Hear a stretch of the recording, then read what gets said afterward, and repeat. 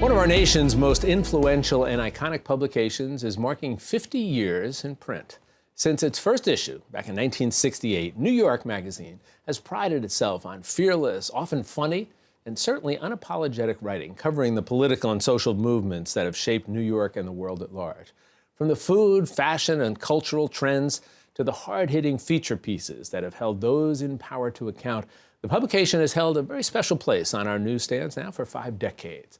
To mark the 50th anniversary, a new book from the magazine's editor titled Highbrow, Lowbrow, Brilliant, Despicable 50 Years of New York. And we're delighted to welcome the magazine's editor-in-chief, Adam Moss, to our program. Adam, so nice to have you here. Nice to be here. I was telling you as we were talking, I've been a fan of the magazine for as long as I can remember.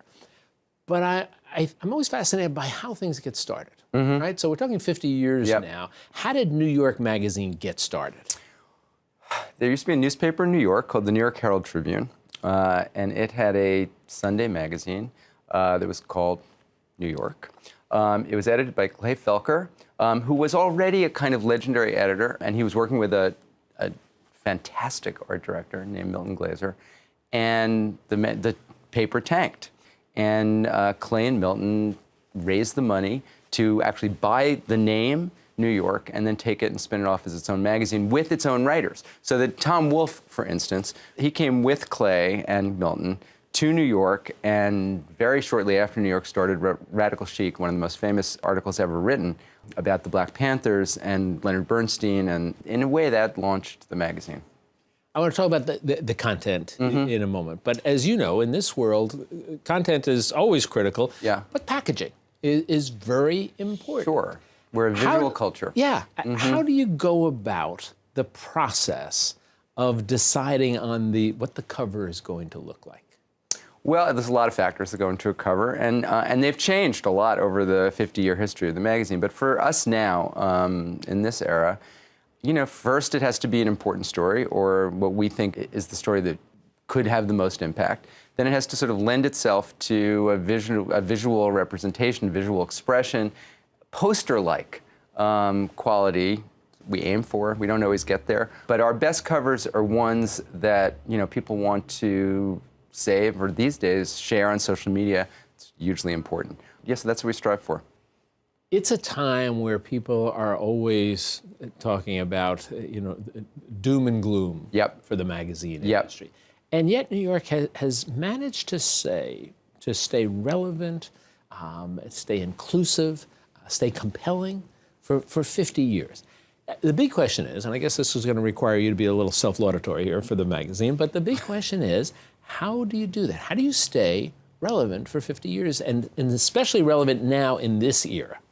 Well, I mean, I think the main thing that we're doing is building on the original Clay Felker idea. So the original Clay Felker idea was that New York was not just a place, not just a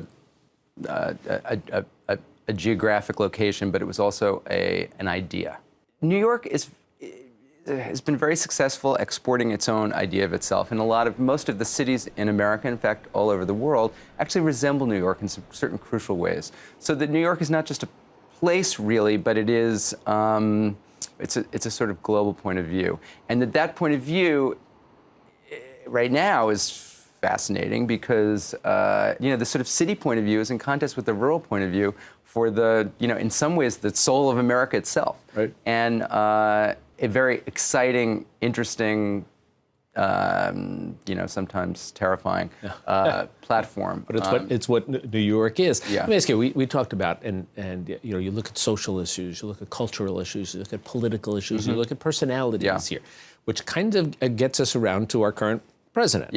And New York Magazine has looked at Donald Trump in a lot of different ways for decades now. What originally, I think 30 years or more. What was attractive about him then to put him in the forefront, if you would, of New York Magazine? Well, you know, New York is a place where outsized characters roam.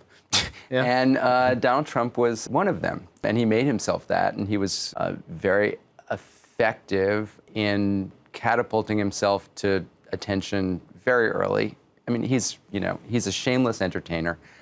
He always has been.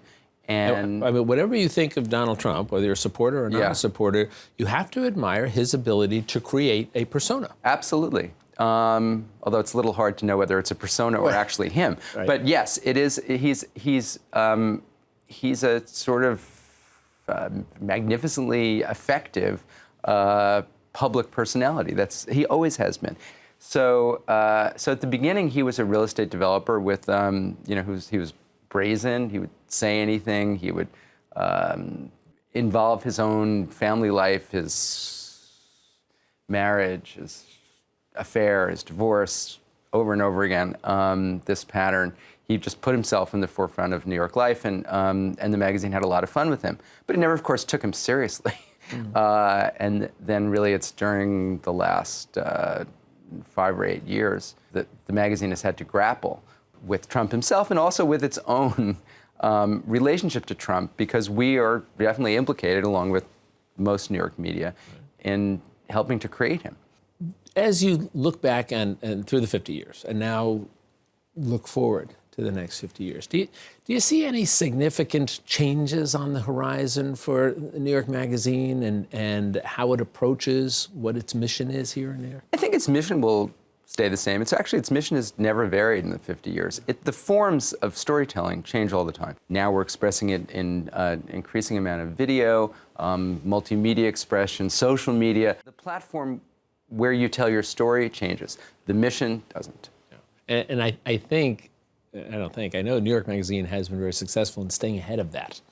I think one of the problems for a lot of people in the magazine industry is they were lagging far behind. They saw digital as, okay, we just put our stories back up on digital. Right. We saw it as an opportunity. I mean, we've never, our attitude about all this stuff is that it's not, it's not a problem. It's an opportunity. An opportunity. It's just more ways to tell stories. And for those of us who make the magazine, it's exciting because you get to sort of learn media all the time. We're now all learning video. It's totally exciting. We don't know what we're doing. So we're figuring it out. Well, for 50 years, it has been great storytelling.